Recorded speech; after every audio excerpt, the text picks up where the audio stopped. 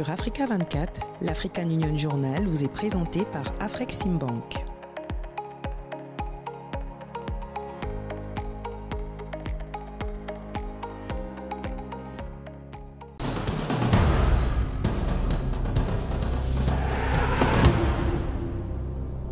Vous avez une fois de plus honoré notre rendez-vous. Merci, mesdames, messieurs, et bienvenue à tous pour cette nouvelle édition de l'African Union Journal. Les données administratives sont un levier essentiel pour améliorer la gouvernance en Afrique, permettant une prise de décision plus éclairée et efficace, renforçant ainsi la démocratie et le développement.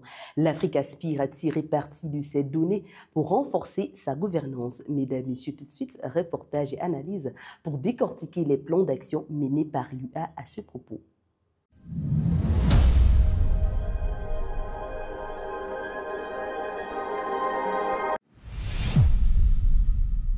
La ville de Casablanca au Maroc a eu l'honneur d'accueillir du 9 au 11 juillet 2025 le lancement officiel du Forum sur les données administratives organisé dans le cadre du programme statique panafricain placé sous le thème « Mieux exploiter les données administratives ». Ce forum permet d'obtenir la transformation des politiques publiques à travers une utilisation optimisée des données. Je vous propose d'écouter le reportage de Pauline Minka. Du 9 au 11 juillet 2025, Casablanca a été le théâtre du lancement officiel du Forum sur les données administratives, un rendez-vous stratégique inscrit dans le cadre du programme statistique panafricain 2. Placé sous le thème « Mieux exploiter les données administratives », cet événement de portée continentale a réuni experts, décideurs et représentants d'institutions nationales pour réfléchir à la transformation des politiques publiques en Afrique et lever les barrières entravant à l'agenda 2063 de l'Union africaine. Quand on produit des statistiques, elles doivent être utiles. Et les statistiques sont là pour être utiles. Les statistiques nous aident aujourd'hui nos décideurs, nos gouvernants à prendre des décisions sur la base de faits, non sur la base des hasards. Les décisions qui sont prises sur la base des hasards ont un impact colossal sur la vie de nos populations, sur la politique publique. Alors que plus de 70% des statistiques officielles en Europe reposent sur des données administratives, ce chiffre tombe à moins de 30% sur le continent africain. Ce retard met en lumière plusieurs défis structurels, une faible interopérabilité des systèmes d'information, l'absence de cadre juridique robuste, un déficit de compétences techniques et une coordination institutionnelle encore insuffisante. Nous participons à ce forum pour partager l'expérience sénégalaise et spécifiquement sur une activité que nous menons qui porte sur le numéro d'identification national des entreprises et associations. C'est un dispositif mis en place au Sénégal depuis une trentaine d'années qui permet l'interopérabilité des systèmes sur les entreprises pour les différentes administrations, les administrations fiscales, douanières. Les discussions ont mis en évidence trois conditions essentielles pour faire des données administratives un levier de transformation. Établir un cadre légal garantissant la confidentialité et l'accès sécurisé aux données, renforcer la coopération entre les institutions nationales et investir dans des infrastructures technologiques interopérables. Des piliers jugés indispensables pour ancrer l'utilisation des données dans l'élaboration d'une politique publique efficace et inclusive. Tous ces éléments font qu'aujourd'hui, les statistiques sont utilisées, mais pas à hauteur de souhait par nous-mêmes. Nous-mêmes, nous estimons que, surtout si on concerne surtout le secteur privé, nous sentons qu'il n'y a pas encore cette interrelation entre nous et le secteur privé pour mieux utiliser les données et pour aussi mieux recenser leurs besoins. Le forum a également été l'occasion de valoriser les avancées concrètes réalisées par des pays comme le Maroc, le Sénégal, le Ghana, le Rwanda, le Cameroun et l'île Maurice. En s'appuyant sur des données administratives de qualité, ces États démontrent qu'il est possible d'améliorer la planification, d'évaluer avec rigueur des politiques publiques et surtout de mieux répondre aux attentes des citoyens africains. En Afrique, de plus en plus d'États veulent maîtriser leurs données statistiques. L'objectif est d'assurer une production, une gestion et une diffusion autonome de l'information cruciale pour le développement, la planification publique et les décisions stratégiques. Cela implique de renforcer les instituts nationaux et statistiques, de créer des infrastructures de stockage local et d'établir des cadres juridiques appropriés. Plus de précisions avec Philomène Téné. Selon la Commission économique pour l'Afrique, les données statistiques fiables sont essentielles pour des décisions éclairées, le suivi des progrès vers les objectifs de développement comme l'agenda 2030 et l'agenda 2063. À cet effet, une meilleure gestion des données administratives est vitale pour la sécurité nationale et le développement socio-économique de l'Afrique. À l'heure où les flux de données sont un enjeu géopolitique majeur, les nations africaines visent à reprendre le contrôle de leur souveraineté numérique. L'idée, c'est d'intégrer ces données d'une façon progressive et durable pour améliorer la statistique officielle et aussi appuyer les politiques publiques pour le développement du pays et aussi pour le développement, répondre aux objectifs de développement durable. La souveraineté des données implique qu'un État ait la capacité de gérer, sécuriser et encadrer les informations sur son territoire. Cela se traduit par des politiques de protection des citoyens, incluant des lois pour les transferts des données transfrontaliers afin d'assurer confidentialité, sécurité et droits numériques. C'est ainsi que le Nigeria a légiféré en 2023 une loi pour imposer aux institutions publiques le stockage de leurs données sensibles dans des serveurs nationaux. Il y a quelques années, les données administratives n'avaient pas encore eu leur place comme ils l'ont dans ces temps-ci. Vu la situation au niveau global, avec les financements qui ne sont plus aussi stables comme dans les temps d'avant, d'autant plus que les enquêtes et le recensement coûtent très cher, les données administratives le trouvent de plus en plus de place. Plusieurs pays africains mettent en œuvre ces principes. Le Sénégal, avec son programme Sénégal numérique 2050, a ainsi amélioré ses infrastructures d'hébergement de données nationales. Ces actions s'inscrivent dans une ambition de construire des infrastructures numériques souveraines pour l'innovation, la recherche locale et l'établissement de centres de données stratégiques. La statistique d'abord aide à la description de la situation, à la mesure de la situation. Donc l'absence de statistiques va entraîner beaucoup de manques à gagner pour les pays parce que les investisseurs vont beaucoup hésiter quand ils ne voient pas clair dans la situation économique du pays. À l'échelle continentale, l'Union africaine appuie cette évolution avec des initiatives clés comme la stratégie de transformation numérique pour l'Afrique 2020-2030. Cependant, des obstacles majeurs persistent. Fin 2020, l'Afrique ne comptait que 1,3% de la capacité mondiale de centres de données, principalement en Afrique du Sud. L'Association africaine des data centers a estimé en 2021 que 700 nouveaux centres seraient nécessaires pour rattraper ce retard. Pendant des décennies, l'Afrique a été exploitée pour ses ressources naturelles et comme un pion dans les jeux géopolitiques, ce qui a entravé son autonomie. Désormais, l'heure est au changement. Les nations africaines recherchent des partenariats gagnant-gagnant basés sur la réciprocité, la clarté et des bénéfices mutuels. Tout de suite, une analyse de Samantha Sibou. Historiquement, les pays africains ont été souvent exploités pour leurs ressources naturelles avec des bénéfices qui ne profitaient pas toujours aux populations locales. Cette situation a conduit à une prise de conscience et à une volonté d'établir des relations internationales plus équilibrées. Aujourd'hui, un changement de paradigme s'impose. Les nations africaines aspirent à des partenariats équitables fondés sur le respect mutuel, la transparence et l'intérêt partagé.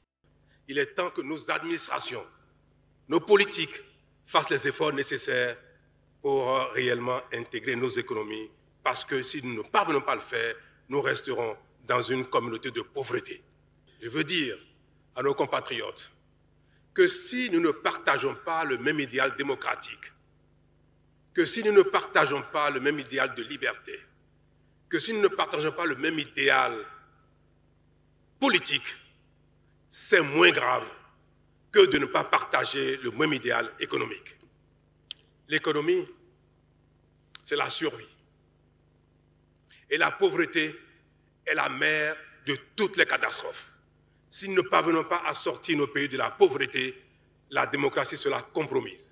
Malgré ses richesses, l'Afrique ne bénéficie pas pleinement de ses ressources naturelles, souvent accaparées par des intérêts étrangers. L'extraction des ressources provoque des dégradations environnementales et des conflits armés, exacerbant la pauvreté et la misère dans les zones extractives. Les puissances étrangères et les pays émergents investissent massivement pour sécuriser leurs approvisionnements, souvent au détriment des populations locales. Les investissements étrangers en Afrique ont bondi de 75% pour atteindre un niveau record de 97 milliards de dollars en 2024, soutenu par les efforts de libération et de facilitation à travers le continent, selon le dernier rapport sur l'investissement dans le monde de l'ONU publié le 15 juin 2025.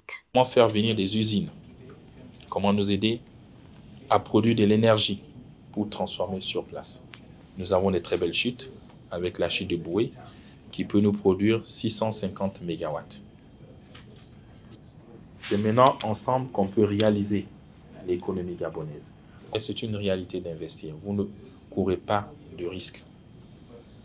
Nous sommes un pays en paix et j'ai garanti les investissements de tout un chacun. Avec ses 30 millions de kilomètres carrés, son poids démographique et ses ressources minières, hydriques, énergétiques et foncières, 60% des terres arables non exploitées de la planète, l'Afrique dispose du potentiel nécessaire pour soutenir ses efforts de développement et contribuer à la croissance mondiale, pour permettre aux pays africains d'accéder à plus de ressources afin de financer leur développement. Les chefs d'État invitent les partenaires à avoir une juste perception du risque d'investissement sur le continent. Aujourd'hui, nous abordons, on va dire, une ère nouvelle que je traduirais même moi par un nouvel ordre mondial qui voudrait que les pays africains veulent être valorisés pour ce qu'ils sont dans le cadre de leurs relations d'égal à égal avec ces différents partenaires, que ce soit la Fédération de Russie ou que ce soit les autres pays occidentaux tels que la France, la Grande-Bretagne ou même les États-Unis.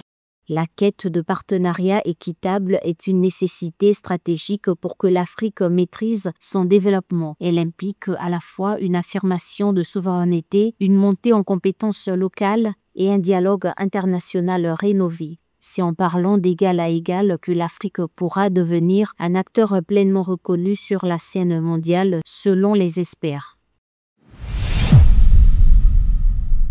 L'actu de nos régions, signée cette semaine par Esther Konan, revient sur une modernisation de la monnaie avec la BEAC qui refonde la monnaie de la zone CEMAC, une réforme distraite mais stratégique. La SADC lutte contre le frein des infrastructures de transport, enjeu clé pour dynamiser le commerce intra-régional. La BCEAO a confirmé la croissance remarquable de 8,8% enregistrée par le Niger en 2024, faisant du pays le principal moteur économique de l'Union monétaire ouest-africaine. La BAC modernise la monnaie en Afrique centrale. Dans son rapport annuel 2024 publié le 29 juillet 2025, la Banque des États de l'Afrique centrale annonce près de 10 milliards de dollars en billets et pièces en circulation. Dans la zone CEMAC, la masse monétaire atteint un record de 5 363 milliards de francs CFA, porté notamment par le Cameroun qui concentre 43% de la liquidité. Pour accompagner cette dynamique, une nouvelle gamme de pièces et billets a été lancée en avril. 9 dénominations dont une pièce de 200 francs CFA inédite.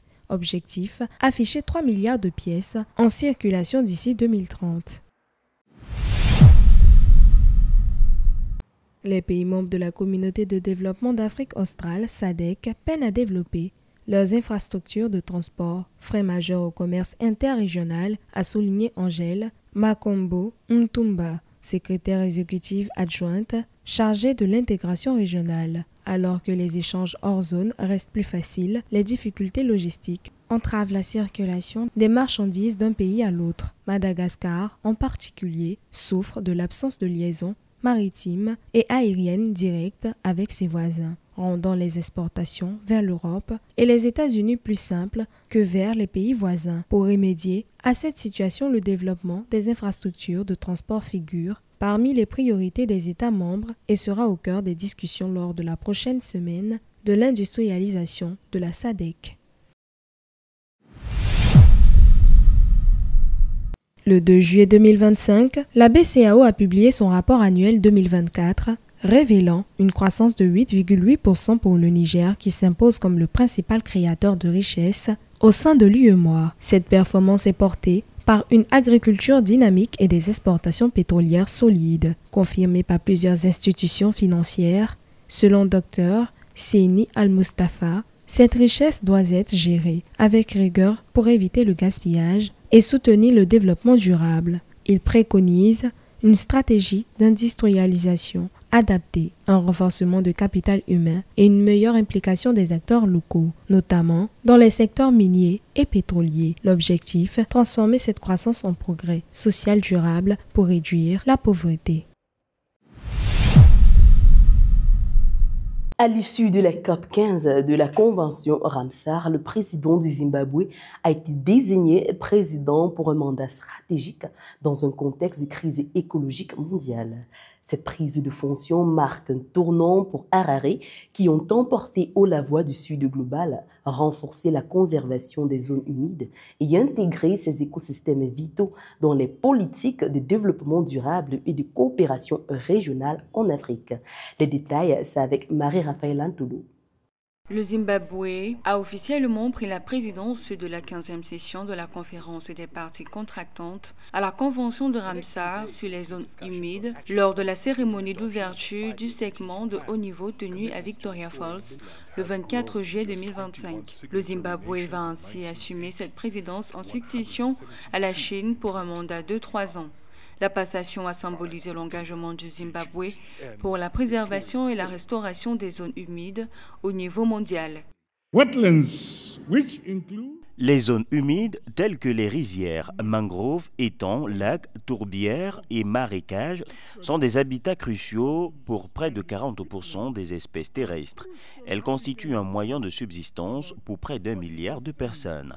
Négliger les zones humides reviendra à abandonner un levier essentiel dans la lutte contre les émissions de carbone. To neglect wetlands would be to abandon a critical portion of our existence. Alors que de nombreux pays se tournent désormais en direction du président zimbabwéen Emmerson Mnangagwa pour donner des orientations à suivre sur la protection de l'environnement mondial, le Zimbabwe axe son mandat sur la restauration de 250 000 hectares de zones humides d'ici 2030, le renforcement des efforts de lutte contre la déforestation et la lutte contre les pratiques agricoles destructrices qui affectent les écosystèmes humides. C'est une mise en garde pour nous. Nous dépendons des zones humides pour l'eau, la nourriture, la biodiversité et même pour le climat. Et malgré cela, ces aspects ont toujours été moins valorisés, insuffisamment financés et peu représentés dans les planifications nationales. Selon les données du Global Wetland Outlook 2025, bien que les zones humides couvrent seulement 6% de la surface terrestre, 37% d'entre elles ont disparu depuis 1971. Quant aux espèces d'eau douce, leurs populations ont chuté de 84% depuis 1970. Nous perdons encore les zones humides plus rapidement que n'importe quel autre écosystème. Nous devons donc nous remettre en question. D'après des experts, cette présidence de la COP15 par le Zimbabwe pourrait donner au pays l'opportunité de changer son image internationale, longtemps associée à des crises politiques et économiques, et le positionner comme un champion de la conservation, de la gestion durable de l'eau et de la lutte contre le changement climatique.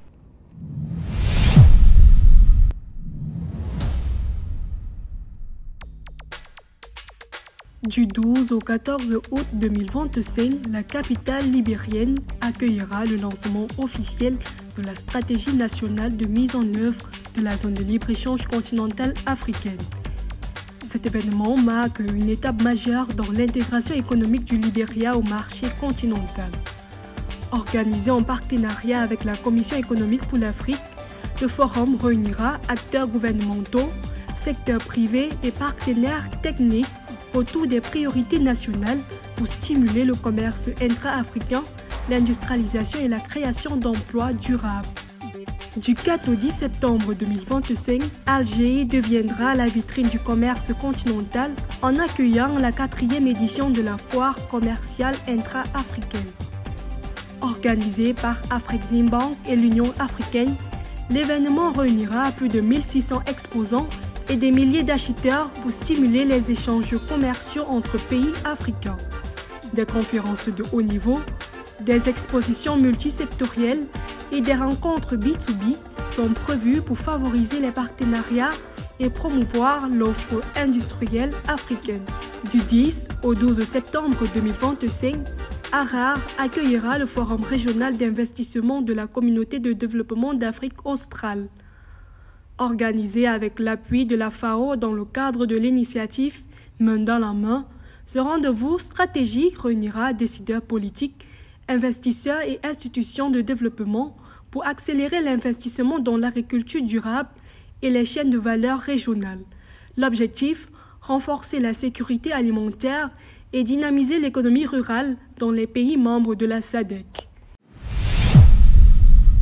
Il incarne la nouvelle dynamique de marché financier sous-régional. Luis Bagatolo, directeur général de la Bourse des valeurs mobilières de l'Afrique centrale, s'impose comme une figure de référence dans l'intégration économique au sein de la CEMAC. Fin connaisseur du secteur banquier, il œuvre à renforcer du souffle à la BVMAC, encore peu exploité par les États et les entreprises.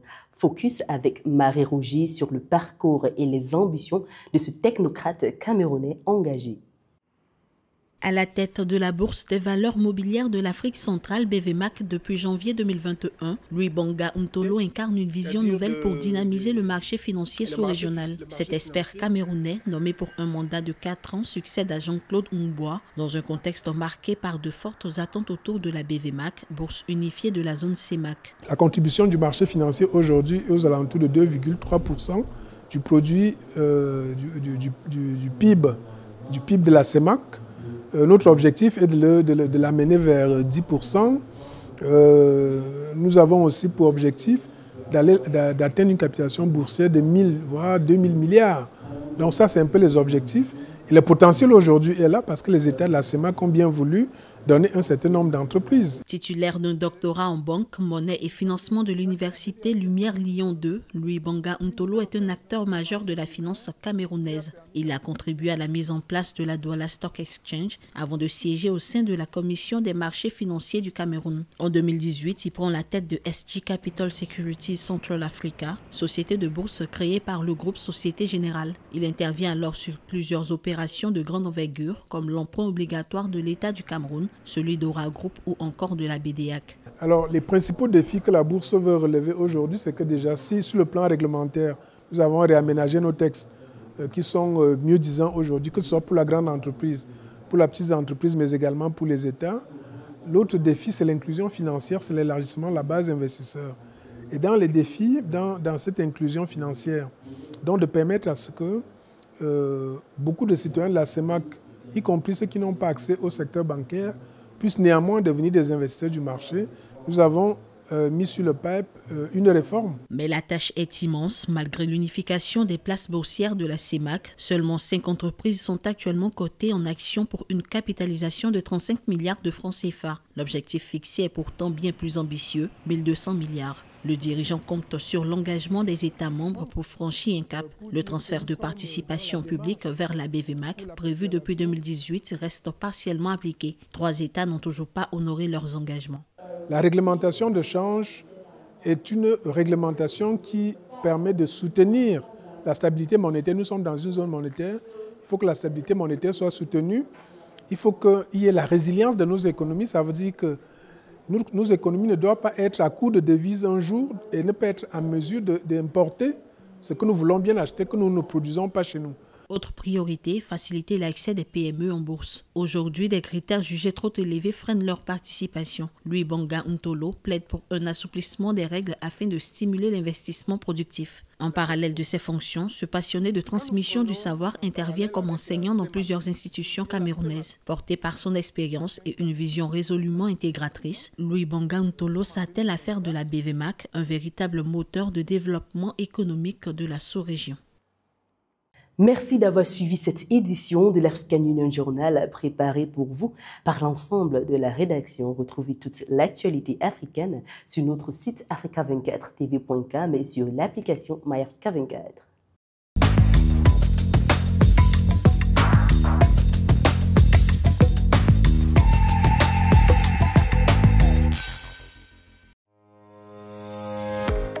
Sur Africa 24, l'African Union Journal vous est présenté par Afreximbank.